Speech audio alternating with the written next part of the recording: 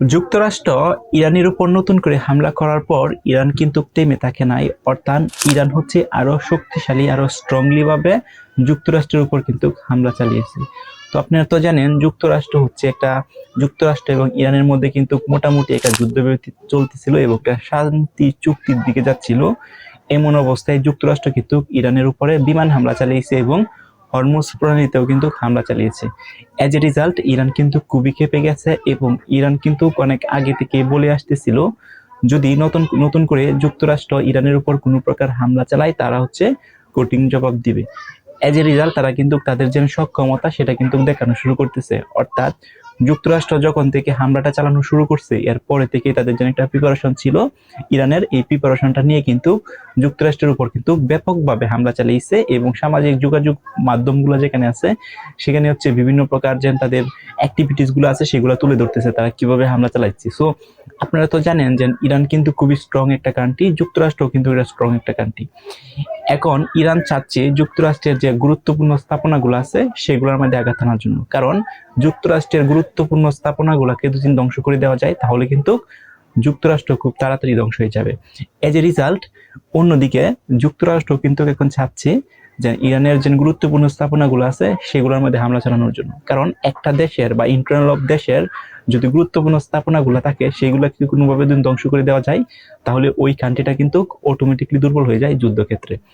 So Iran কিন্তু এখন পরিকল্পনা করতেছে তাদের যে ব্যালিস্টিক মিসাইল আছে, তাদের যে ড্রোন আছে, তাদের যে অত্যাধুনিক টেকনোলজি গুলো আছে সেগুলো ব্যবহার করে যুক্তরাষ্ট্রের ক্যালিফোর্নিয়াতে আঘাত করার জন্য। সো আপনি একবার চিন্তা করে দেখেন, যুক্তরাষ্ট্রের ক্যালিফোর্নিয়া কিন্তু একটা গুরুত্বপূর্ণ শহর, সেখানে যদি একবার কোনোভাবে যদি ইরান সরাসরি হামলা চালাইতে পারে তাহলে কিন্তু ক্যালিফোর্নিয়ার যে গুরুত্বপূর্ণ স্থাপনাগুলো আছে সেগুলো কিন্তু ধ্বংস হয়ে যাবে। আর একবার যদি ক্যালিফোর্নিয়ার গুরুত্বপূর্ণ স্থাপনাগুলো ধ্বংস হয়ে যায় তাহলে কিন্তু ইরান অটোমেটিকলি দুর্বল হয়ে যাবে এবং যুক্তরাষ্ট্র কিন্তু অটোমেটিকলি দুর্বল হয়ে যাবে এবং যুদ্ধের ক্ষেত্রে পিছিয়ে যাবে। সো এখন শুধুমাত্র সময়ের দাবি, ইরান কিন্তু তাদের যে প্রিপারেশন গুলো আছে এই প্রিপারেশন গুলো অলরেডি নিচ্ছে যাতে করে যুক্তরাষ্ট্রের ক্যালিফোর্নিয়ার যে শহরটা আছে সেখানে স্ট্রংলি ভাবে সরাসরি ভাবে একটা কঠিন আক্রমণ করা যায়। কিন্তু যুক্তরাষ্ট্র কিন্তু সেটা জানে যে ইরান কিন্তু এখন আরো স্ট্রংলি ভাবে প্রিপারেশন নিচ্ছে যাতে করে যুক্তরাষ্ট্রের উপরে ব্যাপক হামলা চালানো যায়।